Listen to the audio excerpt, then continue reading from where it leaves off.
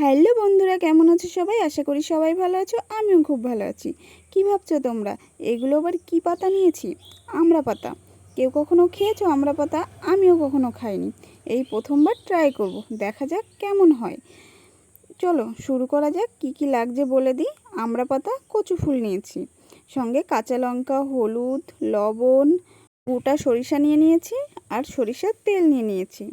সমস্ত উপকরণগুলো আমি নিয়ে নিয়েছি। প্রথমে আমড়া পাতাগুলো ছাড়িয়ে নেব। আমড়া পাতাগুলো একটু কচি দেখে নিতে হবে। আর এদিকে কচু ফুলগুলো ছোট ছোট করে কেটে নিয়েছি। এরপরই কড়াই বসিয়ে দেব। কড়াইতে অল্প পরিমাণে তেল দিয়ে দেব। তেলের ভিতর গোটা সরিষাগুলো ছেড়ে দেব।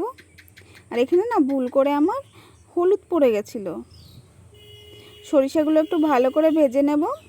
দিয়ে কেটে রাখা কচুর ফুল আর আমড়া পাতাগুলো দিয়ে দেব।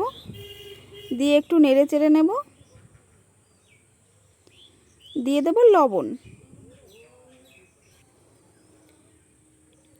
আবার একটু নেড়ে চেড়ে নিয়ে দিয়ে দেব কাঁচা লঙ্কাগুলো। দিয়ে একটু নেড়ে চেড়ে ঢাকা দিয়ে রাখবো। প্রায় 10 মিনিট মতো ঢাকা দিয়ে রাখার পরে ঢাকনা খুলে, কচু ফুল আর আমড়া পাতা একদম নরম হয়ে গেছে, একটু লো ফ্লেমে জাল দিতে হবে। এরপর